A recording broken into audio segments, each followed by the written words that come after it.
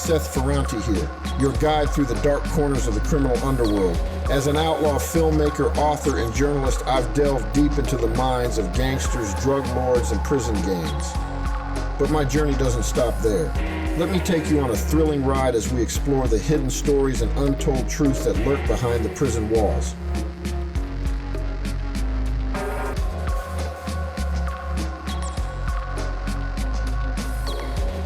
When the indictment came down, they relied heavily on the cooperation of Alpo Martinez, known as Alpo, the former leader of the gang. He had pleaded guilty to ordering multiple murders in exchange for a reduced sentence. All three defendants pleaded not guilty during the arraignment.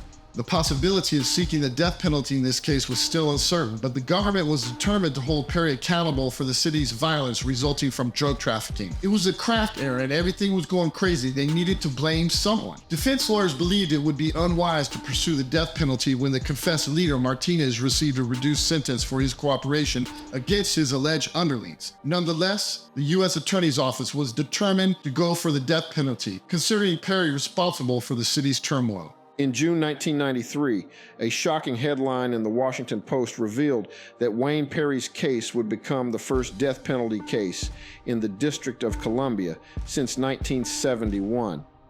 The decision to pursue the death penalty was based on a list of aggravating factors, including allegations that Perry was involved in killings for hire, torture, kidnappings, and retaliation against witnesses. Federal prosecutors Jackson Thomas and John Dominguez declared their intention to seek the death penalty for Perry during a court hearing, with U.S. Attorney J.B. Stevens portraying Perry as one of the city's most brutal residents. In the black underworld, there's been a ton of feared hitmen, but one of the most feared individuals ever has to be Wayne "Silk" Perry from Washington, D.C. This decision, approved by Attorney General Janet Reno, came after a review by lawyers in the Justice Department's Criminal Division. Perry and his co-defendants pleaded not guilty to the charges, but Perry's wife, Twala McLean, voiced her dismay at the decision, believing it was unfair to single out her husband for the death penalty when other unrelated drug-related murder cases had not received the same treatment. The decision to seek the death penalty stirred public outrage as it contradicted the majority vote of D.C. residents who had rejected a local death penalty in a referendum the previous year. Several district leaders, including D.C. council members and the mayor's spokesperson, expressed their concerns about the prosecutor's decision, highlighting that the voters had clearly rejected the death penalty. Despite legal challenges by Perry's defense team, U.S. District Judge Thomas Hogan upheld the decision, clearing the way for Perry to stand trial under federal law. The trial was set to become the first death penalty case in the city in over 2 decades. As the trial loomed, Perry, the street legend and most feared man in D.C., remained resolute. The courtroom battles and media frenzy continued for 6 more months, leading up to the historic trial that would determine Perry's fate. Amidst the anticipation of a trial and the looming death penalty, the dramatic saga surrounding Wayne Perry took an unexpected turn. On May 31, 1994, Perry surprised many by pleading guilty to 5 counts of murder and furthering a continuing criminal enterprise in U.S. District Court just days before his scheduled trial. This decision brought an end to the grandstanding and the death penalty threat. Judge Thomas Hogan immediately sentenced Perry to 5 consecutive life terms in prison without the possibility of parole.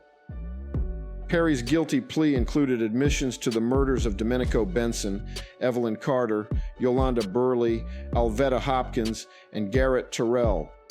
In exchange for his plea, all remaining counts in his indictment were dropped and the death sentence was taken off the table. Despite the smiles shared with his common-law wife, Twala McLean, and his defense attorneys, Perry remained steadfast in his loyalty to the street code and his co-defendants. He made it clear that his plea was not intended to implicate others in the murder racketeering case. In a turn of events, the decision to plead guilty came after Perry's lawyers approached U.S. Attorney Eric Holder to reopen negotiations just days before the trial. Holder explained that there were changed circumstances that led to the decision to accept Perry's plea. Ever committed to his principles, saw his plea as a way to ensure that others did not receive life sentences. His unwavering loyalty to the code of the streets defined his actions, In March 1994, at the age of 32, Wayne Perry's reign in the streets came to an end, leaving behind a legend whose story would continue to captivate those who followed his life in the dangerous world of drug trafficking and crime. Wayne Perry's legend in the streets was nothing short of mythical. He was known as a dangerous and fearless individual who didn't care about anyone's reputation. Perry was often likened to old Western gunslingers, a larger-than-life figure who embodied the spirit of the streets during the crack era. During the crack era in DC, Wayne Perry was seen as this kind of Billy the Kid type figure. Like, this dude could do no wrong, man. He would hide out to murder people. You know, he would go right in your house. He would do whatever he had to do. Dude had no fear. He was a modern day gunslinger, just like Billy the Kid. His peers and those who knew him acknowledged his unwavering commitment to the code of the streets: death before dishonor and kill or be killed. Perry wasn't just a persona. He lived by his principles, and his actions spoke volumes. In the eyes of those who had witnessed his deeds, Perry was considered the top dog when it came to the murder game in DC. His ruthlessness, the ability to get away with murder without a mask, and his no-nonsense approach made him a legend. When people talk about the streets in Washington, D.C., they talk about Wayne Perry. This dude was the biggest street legend to ever come out of D.C.